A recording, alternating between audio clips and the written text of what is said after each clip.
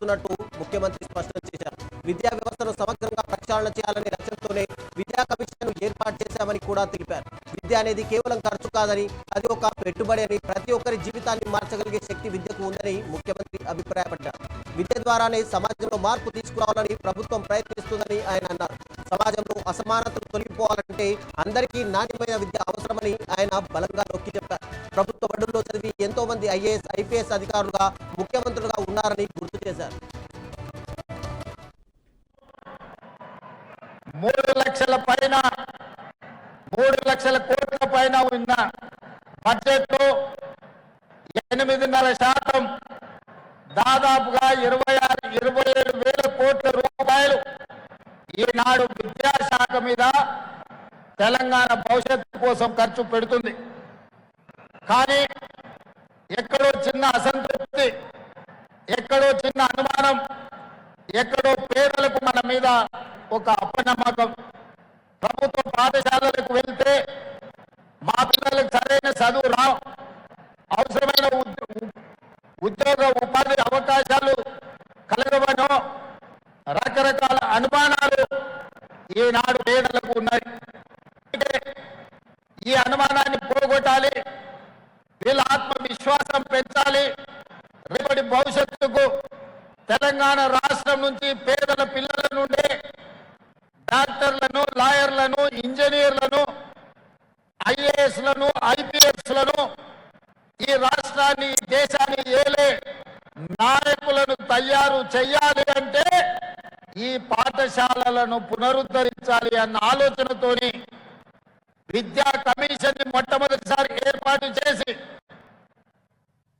సంపూర్ణమైన నాకు విశ్వాసం ఉన్న అక్నూరు మురళి గారిని ఈ విద్యా కమిషన్ చైర్పర్సన్ గా నియమించిన. వారు చాలా గ్రామాలు తిరిగిండ్రు, చాలా జిల్లాలు తిరిగిండ్రు, పక్క రాష్ట్రాలు తిరిగిండ్రు, పక్క నుండే దేశాలు కూడా చూసిండ్రు. గ్రామీణ ప్రాంతం నుంచి ప్రపంచ స్థాయిలో గొప్పగా వెలుగుతున్న దేశాల వరకు వారు సుదీర్ఘమైన ప్రయాణం చేసి చాలా మందిని కలిసి ఒక నివేదికను తయారు చేసి ఈరోజు తెలంగాణ రాష్ట్ర ప్రభుత్వానికి అందించింది. ఆ నివేదికను మన ప్రభుత్వంలోని అధికార పెద్దలు కేశవరావు గారి కమిటీకి అందించడం జరిగింది. తెలంగాణ భవిష్యత్ పునర్నిర్మాణము అద్దాల మేడల్లోనో రంగుల గోడల్లోనో లేదు. తెలంగాణ భవిష్యత్ పునర్నిర్మాణం తరగతి గదుల్లో ఉంది. ఈనాడు వీళ్లకు పెట్టేది ఖర్చు కాదు, భవిష్యత్తు పెట్టుబడిని సంపూర్ణంగా విశ్వసిస్తూ, అందుకే మిత్రులారా, ప్రభుత్వ పాఠశాలలు అంటే అనాథలు చదువుకునేదో, ఆర్థికంగా చితికిపోయిన వాళ్ళు చదువుకునేదో అనే ఆలోచన నుండి అద్భుతమైన విద్యను, మట్టిలో మాణిక్యాలను వెలికి తీయడానికి ఈనాడు ఈ ప్రభుత్వ పాఠశాలల్ని ఈ రోజు మనము పునరుద్ధరించడమే కాకుండా అద్భుతమైన ప్రయోగశాలగా మారుస్తున్నాం.